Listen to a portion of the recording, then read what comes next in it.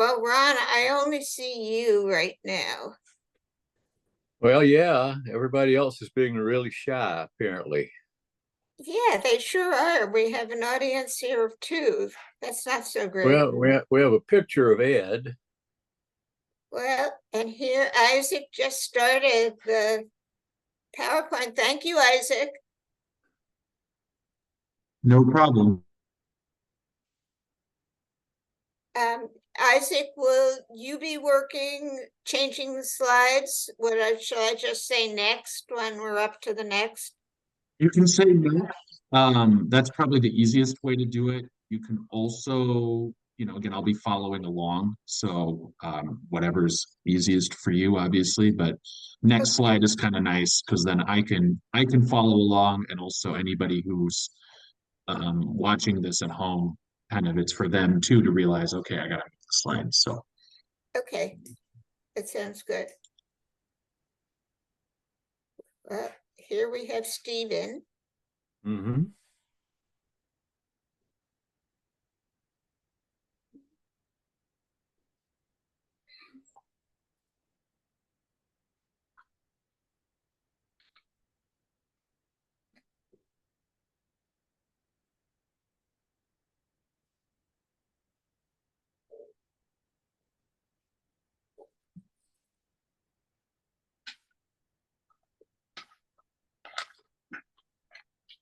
Let's wait for a couple of minutes. I'm hoping that it's just 3 minutes after 3 right now. So I know that there are other people who were scheduled to come on to this.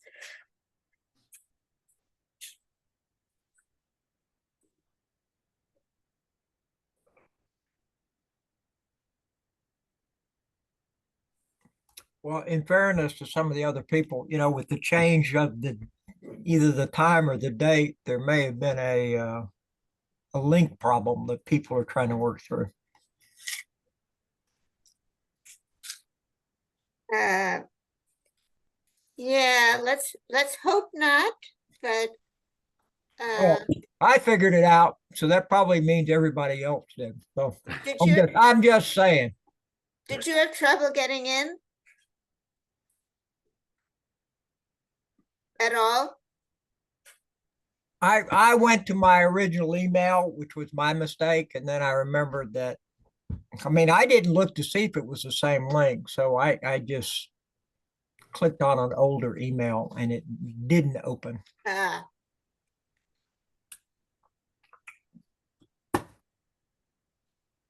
Well, I see we have Mark. Hi, Mark. Hi, how are you? I'm good. How are you doing? Okay, I'm not on video though. Yes, you are. Yes, am you are.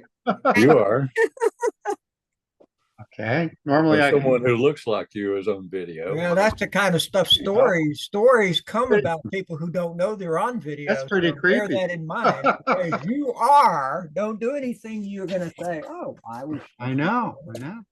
Well, I stopped being able to see my picture on Zoom months ago, but I understand that people can see the picture. And so, I don't really care if I see my picture or not, as long as it's up there. Normally I do when I'm participating in a Zoom call. I see a little thumbnail of myself up at the top, but I don't this time. Maybe the screen presentation is covering it. I'm not sure. All I can say is Zoom remains a big mystery to me. I much prefer Teams. Oh, good. I think it's just easier to handle. I can never get Teams to work. So. Oh dear. Yeah. I know you can hear me, or at least my microphone is working, but my video, I always have it turned off, mostly because I don't know anybody that really wants to just look at your mug. I usually have these meetings with clients. So. Well, but it's good to know you're here because we can't see you. So let me turn the video. Yeah, there you go, Melissa. Thank you. I've missed several of the private practice meetings, so I always come in sort of silent, so pay attention to what's going on, and then if I have any questions, I'll pop in. Okay, that sounds good. There we go. Well,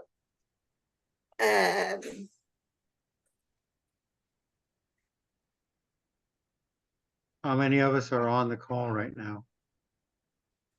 It looks like there's 20 of us on the call at this time, so perhaps we could go ahead and get started. okay, well, that's good. So I had no way of knowing that there were 20 of us. Let's see. Yep, I just kind of flipped through it real quick. I don't know if you can see Oh, that here we go. I've looked Participants. at it, right? So Yeah, okay. Why don't we start then? That sounds good. Great. Well, welcome to the December conversations. And we, as I think many of you know, we have been on the board level for the for private practice division. We've been looking at updating the private practice division handbook for quite a while now, and we finally have achieved that. It has been 9 years since the original handbook was published, and as many of you know, we've gone through a lot of changes in planning, and particularly the way that we practice in private practice in terms of the changes that COVID has brought about in our lives and in our practices. And so it was a good opportunity to look at the private practice handbook and to update it. As I think you all know, the handbook is an award-winning document, but it's also one that is a very, very popular tool with our members. It is only available to the members of the private practice division. We get frequent requests from people who are joining the division. And it seems that one of the motivating factors to joining is to get the private practice handbook as well. So it really was important for us to think about keeping this as up to date as possible. And so we are unveiling the new updated handbook this afternoon to everybody. Isaac, can you go to slide 2, please?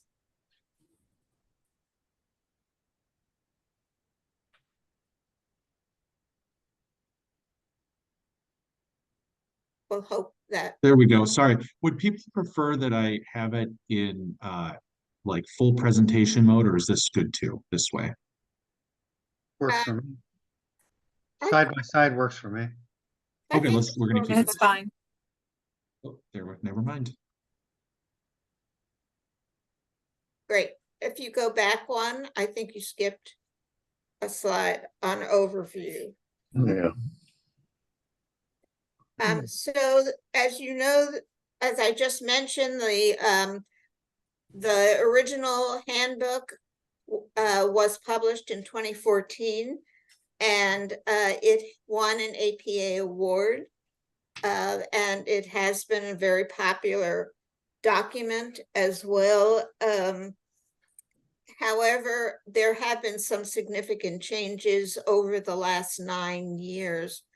There have been new practice approaches and marketing approaches.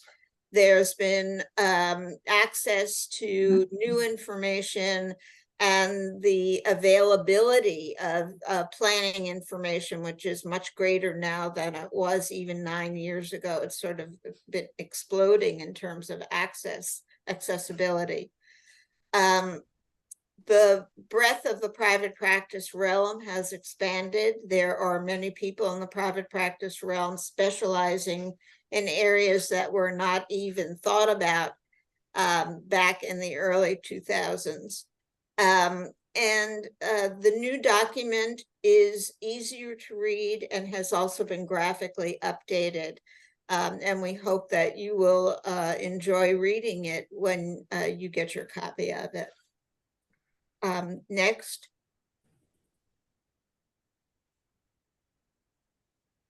It has been about a 2-year effort in updating the handbook, and it has taken a lot of attention. Many people have participated in this. As you can see, there are 10 people here who all contributed to the handbook. We thought that there was a lot in the 2014 handbook that was very, very noteworthy and was still valid, but that there were also significant changes. And so every chapter was looked at and updated, and people took special interests in various chapters. And here is a list of all of the people who participated in looking at the 2014 handbook and in updating it. It was really a really positive collaborative effort. Next. But in addition to the authors, we also had people who reviewed the work once it was done. And I must say, Deborah Meyerson did a fabulous job at looking at the entire document again. And if you know Deborah, giving us her honest opinion about every chapter and about the things that she still think needed work, and that she liked particularly. And so all of that was very, very useful to us. Alyssa Torres as well looked through the document and updated the document in terms of diversity, equity, and inclusion factors.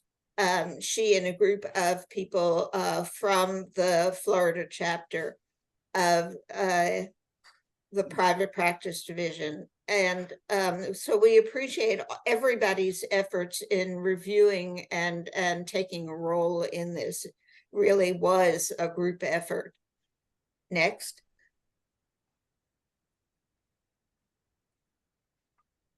And finally, one thing that I think was skipped, Isaac, but it's if you could go back one, and that is the handbook design and layout. We decided that we would make sure that the basic handbook was in a Word document so that it could be easily accessed and edited, and so that we would not have to wait, hopefully, another 9 years to make changes to it. And so Elizabeth Schultz helped very much with that. And then graphic designer Bradley Ben Moshe put the handbook in design format and was aided graphically on that by someone from our office, Megan Mansell. And so we wanted to make sure everybody who participated got credit, because there was a huge amount of work that was put into this. Okay, let's get to the handbook itself. Chapter 1 expands the applicability of the handbook. The earlier handbook focused a lot on smaller consulting businesses in private practice. And yet there, as we know, there are many other planning professionals working in some larger businesses, whether they're planning firms, architecture firms, landscape architecture firms, etc., who are planners and are thinking about whether they should go into private practice for themselves, etc. And so we felt that it was important to make sure that the information presented in this handbook was applicable both to the smaller consulting business professional, planning professional, as well as that planning professional who works for a perhaps larger firm, and sometimes a very large firm, and is in their smaller planning department within that firm, to understand the context of private planning within the sector in which they work. And so we've expanded the overview a bit of the whole manual to include this other group. Next. Let me walk you through the chapters themselves and the biggest changes within each of the chapters. So chapter 1, I just talked about, which was generally just the introduction overview. Chapter 2 is how to organize the planning consulting business, and the updates of this information focused on really the practical aspects that people who are thinking about starting their consultant business are worried about and should be. And they include things like professional insurance.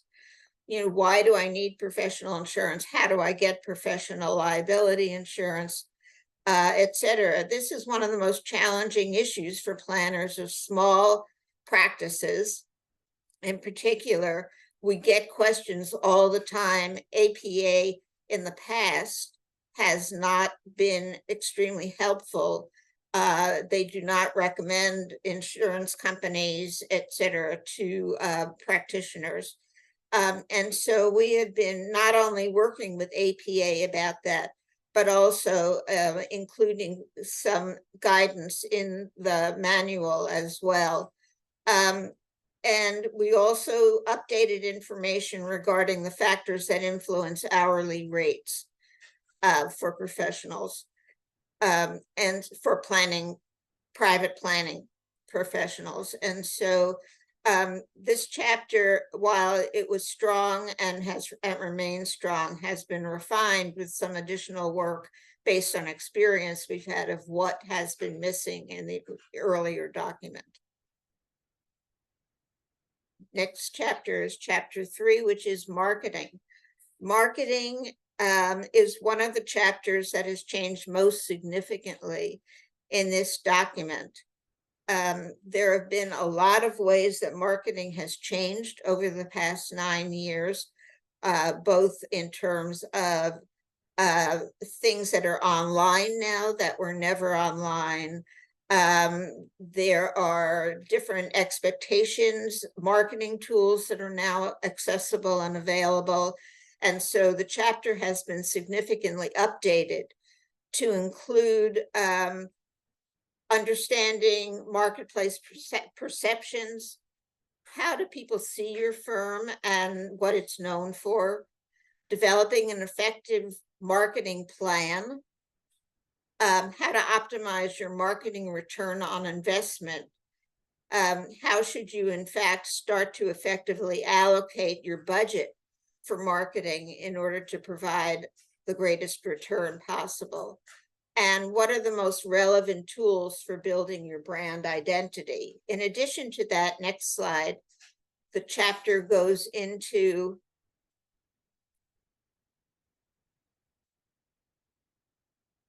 Isaac, the next slide, please.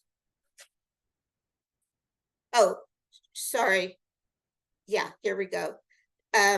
Developing what is now thought of as a marketing toolkit. What are the effective approaches, both proactive approaches and reactive ones that people are using in marketing today?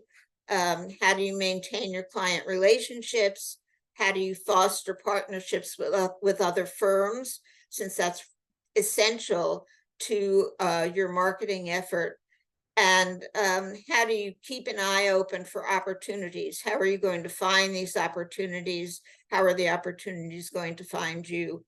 And that goes directly to the issue of how to find work and guild with outreach tools. Do you have a website? And is it doing what you want it to do now? What do you use social media and networking? In the last 9 years, all of that has changed dramatically. And so we offer guidance in that area.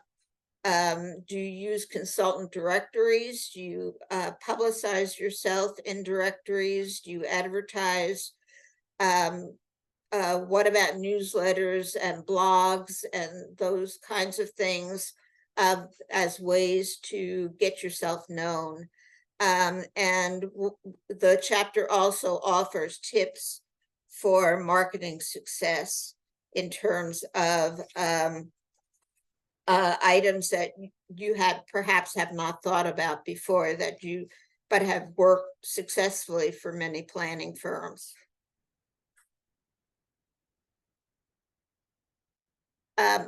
Chapter 4 is a new chapter, an entirely new chapter in the handbook. And it's a chapter that is devoted to pursuing work and securing contracts. So once you've marketed the work, and then you decide this is a project that I'm interested in and I want to pursue it, how do I do that? And so it looks at how do you pursue work and how do you create a marketing culture in your firm, or begin to think about marketing in your firm. It deals with questions like, what is the difference between an RFP and an RFQ, and why do I need to understand that?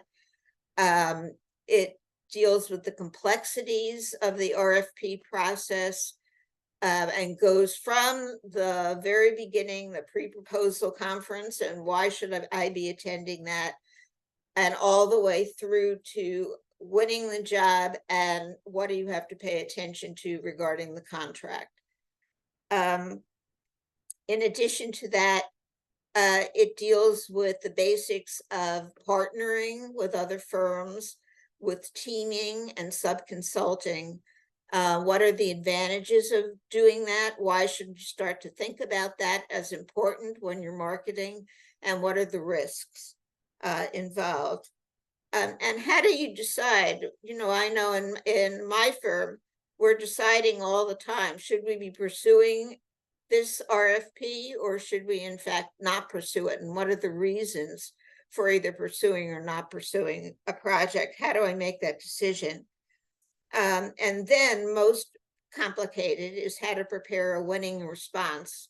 What factors do I have to consider and what happens next once I have won the project?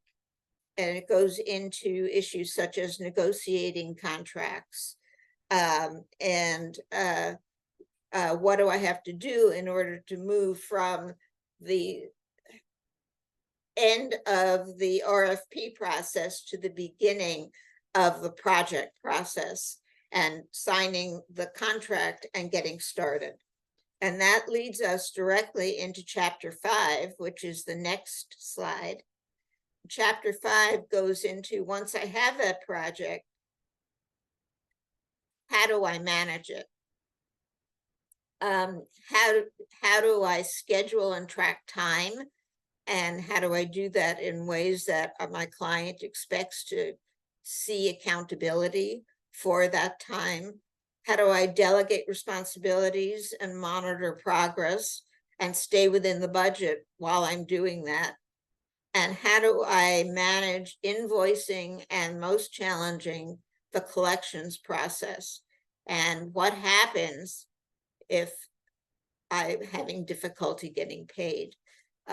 For every firm, but particularly for a small consulting firm, getting paid is, of course, crucial. And so this chapter goes into all of those challenges in successfully running a project and being paid for a project and emerging from that project both whole in terms of profitability and also whole in terms of your reputation as a firm that can produce an excellent product at the end of a project, and one that you've promised that you would produce.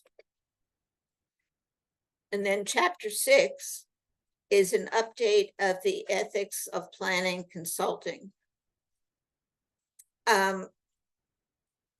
This is basically, we had Ralph Wilmer, who is currently overseeing the APA ethics rules, the code of ethics, to review this chapter and to update it to any changes needed. The biggest change in this chapter is that we have included responsibilities related to planning for and with disadvantaged and marginalized communities, and the commitments and responsibilities related to working in and leading equitable, diverse, and inclusive firms, increasing opportunities for members of underrepresented groups to enter and succeed in the planning profession.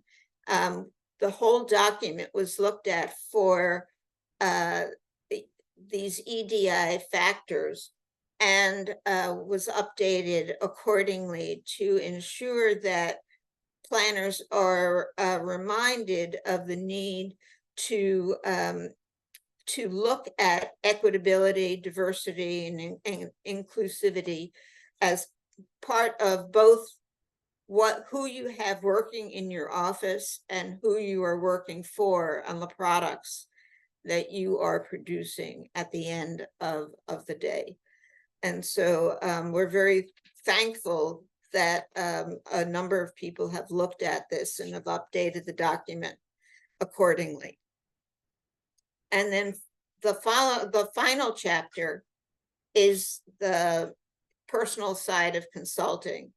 And this has mostly stayed the same, but there have been, there were modifications based on recent events such as the COVID pandemic, the ways that practice has changed since the pandemic started, not the least of which is the advent of things like hybrid public meetings, the fact that your staff may in fact want to work remotely, at least maybe all of the time, but at least some of the time, and how do you deal with the fact of remote working, etc.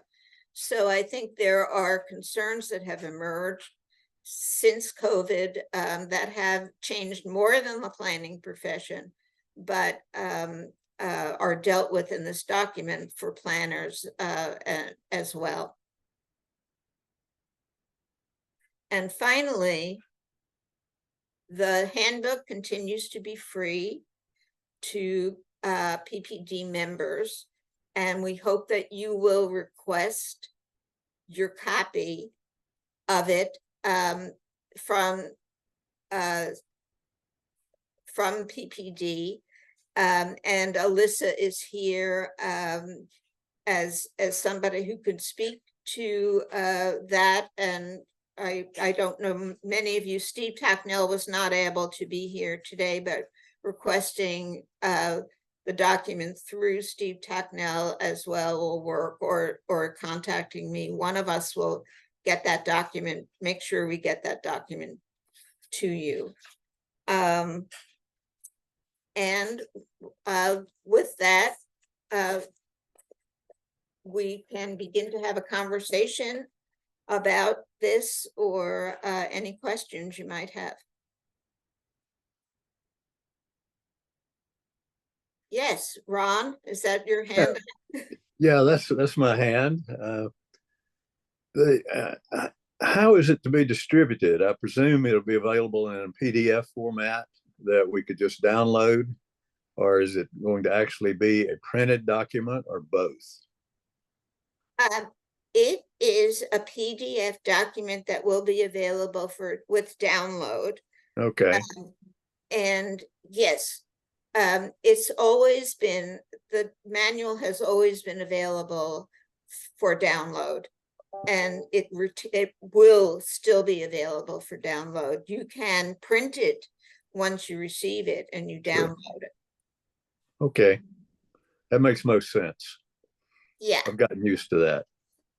yeah, and I think it's important. It's the easiest way to distribute it. Easiest way to carry it around with you too.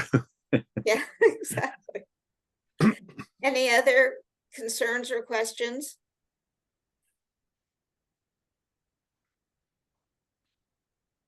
So this document is available. Could we, I'm sorry, could we get a quick preview of it, or is it not available to share, kind of click through it, page turner?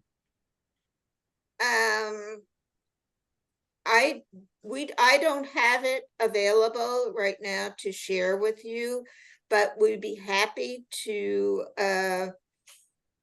from Alyssa is putting up something. Oh, sure. I was just noting that, of course, it's free to members. If you're not yet a private practice division member, it is only $25, and there's a convenient link in the chat to join. At this point, the private practice division, on the heels of this brand new handbook, is also updating our website, and that should be launching soon. And so the handbook will be available there, for download, and anyone that would like to request it, of course, can do so from Steve Tocknell in advance of that. And we're certainly glad to put his email in the chat as well for convenience, should members want to access it sooner. And thanks again for joining us today. So the answer is we don't have a copy to show today, but please request your copy if you are a member, or become a member and get a copy. I think that you will enjoy the format. It's an easy to read format. It's a very clear format. I would appreciate any feedback that you have once you read it. If you see things that need to be updated or changed, hopefully not. But we can, in fact, I hope it's a living document, a document that can change easily over the course of time. Deana, this is Mark. So is there a preference? Should we request it from you or from Steve? I think you should request it from Steve, but if you send it, because he is now the chair, but if you send it to me, I will forward it. Either way, you will get a copy of it. Got it. Okay, thank you. And let me also say, hopefully everyone on the line is receiving the monthly email, the membership email from PPD. So again, we'll be announcing at that point when it's available. Want to make it very convenient for all members. And if you have any suggestions for anything that could go in that email, or any content you'd like to see, please let us know. That's exactly right. And if you think there's anything in there that needs to be added, or that you're taking umbrage to, please let us know. As I said, this is not a document in stone. It's really a document that can be easily modified as needed. This is Melissa. I just wanted to say, in case it's becomes a question, I went on just real quick. I get all the emails, and I was pretty sure that I joined and it's on my regular annual dues, right? So when I went to the webpage, it doesn't recognize it immediately. What I mean by that is I'm logged in to APA, and then I go to the page and it says, if you want to join. So I, just to be sure, I logged in under my information, and it shows my badge that I am a member of the PPD, but it just doesn't, that little link there is simply just for anybody that's wanting to know, you might be a member, so check your account versus checking the page, because the page itself, that's open for anybody who wants to join, is what it says on my website or on the APA website, my page. Well, Does that that's make sense? What I said? frustrating. Alyssa, Yeah. Sure. can let we me- work with APA about this and see what's going on?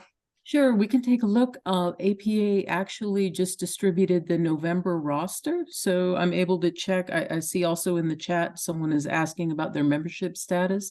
So while folks are talking during this call, I'm happy to check the status of both. And I'll put my own email in the chat as well for anyone who wants to follow up on any membership question. And I'm sorry you've been having that problem. It sounds very frustrating. Mhm. I think you brought it to the right place in terms of, I think we'll be able to resolve it. Deana, it's Mark Lundgren again. Perhaps it goes without saying, but I'd just like to express my gratitude to all those who worked on this handbook and updating it and getting it out to us. Very much appreciated, and thank you. Thank you. Appreciate it. Anything else? Any questions? Well, here's what I think. I think that we will get the word out about this and the availability of it. And if you do see any issues or questions that you have, we can have another session where we talk about that, or just send an email to us and we will address it. Yeah, I have a question, if I might. So I certainly don't know everybody that's in this group, but when Alyssa was speaking, that triggered a thought. Was there anybody else other than Alyssa that is primarily from the public sector and had some sort of public sector input on this document? I mean, obviously this is the private practice division, but many of our clients do serve that public sector. And I think Alyssa would have provided some extraordinary insight, but I'm wondering if we had others from that point of view. I'm happy to start that. Alyssa, if you wanted to chime in after, that would be great. The people who have contributed to this are all members of the private practice division. Alyssa is, I think, more of an exception than a rule to who are the members of the private practice division. We tend to be in private practice ourselves, or have traveled between public practice and public sector practice and private practice. And to my knowledge, the people who have contributed are now in private practice. Many of them have been in public practice earlier in their careers, but are largely in private practice right now. Alyssa, do you have anything to add to that? Oh, well, first want to thank Owen for his kind words. I certainly appreciate it. I just wanted to say, I joined the private practice division as part of some outreach that the APA Florida Equity, Diversity, and Inclusion Committee was doing in our efforts and work program. A few of us joined other divisions to be able to coordinate with them the most effectively and show support for their missions. I do have a very limited private sector experience, but most of my career has been in the public side, and have certainly found this welcoming and a great environment, and one that provides a lot of learning opportunities for me, and as someone who manages private sector contracts, work orders, task orders. So I think there's a lot of learning on both sides, and would certainly encourage other public sector practitioners to join. It's certainly been very collaborative for me. Well, the reason I asked that specifically to the group is, Melissa, because I do know what, of course, what you do. And the private practice division exists because, in part, it sees itself as functioning a little differently than the public side, right? And I think there is a knowledge gap. And I think part of our role is to make some effort to fill that gap so we connect better with those public sector clients. And it occurred to me, again, well, I don't have the advantage of seeing the document, so this isn't intended as any kind of a criticism. It's just literally a comment. Is when you're on that contracting side, in particular, we certainly have many public sector clients where those contracts are rather inviolate. Orange County, Alyssa, would be an example of that. And sometimes those contracts are particularly adverse to a private consultant. And based on other topics and other sessions we've had over the months, sometimes our private practice members don't fully appreciate the complexities of contracting. I mean, that's a huge issue for a small firm. And sometimes they may actually be signing things that they shouldn't be signing because they're not schooled in that effort. Anyway, that's just a comment. I'm sure there are many other places in the book where the notion of working with the public side is important, but that particular aspect struck me as one that really, from our private monthly meetings, was a particularly vulnerable area for many of our practitioners. Yeah, I think that's a point well taken. And in chapter 4 of the handbook, when we talk about going after projects and then initiating projects, there is an effort to talk about the public sector viewpoint and the public sector expectations, and looking at projects from the public sector perspective as well. So we do go into that, and that is totally new for this handbook.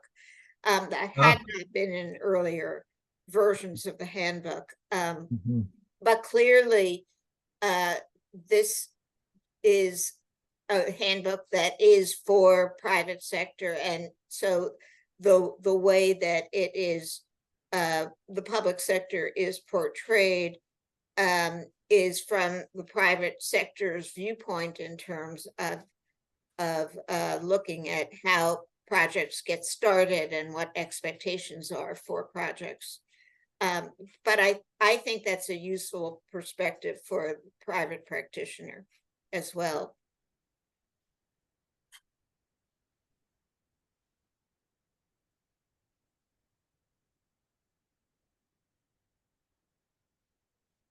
Any other comments or questions?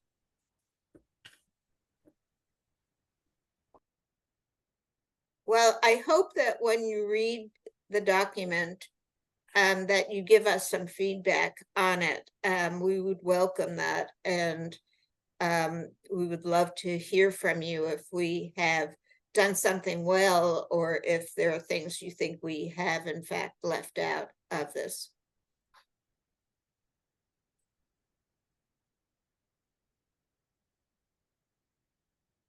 Alyssa, anything else you wanted to cover today? No, just Talk wanted to. about upcoming sessions that we're going to be having. Sure, we're putting the calendar together for PPD Conversations for 2024, and we certainly welcome anyone's suggestions for topics you'd like to see in these collaborative sessions, or if you're interested in presenting on some aspect of private practice, would love to hear from you. As we mentioned, we have a LinkedIn group for these conversations and for sharing of resources, as well as a groups IO site, which will be refreshing in the early part of 2024, again, as we look to better serve you as members and potential members of PPD. And with that, just want to thank you again for your time and your interest today in the handbook and in the activities of the Private Practice Division. And we hope everyone has a wonderful holiday season. Thank you. Same to you. Thank you. Thank you. Thank you very much. Thank you all. Thanks for attending.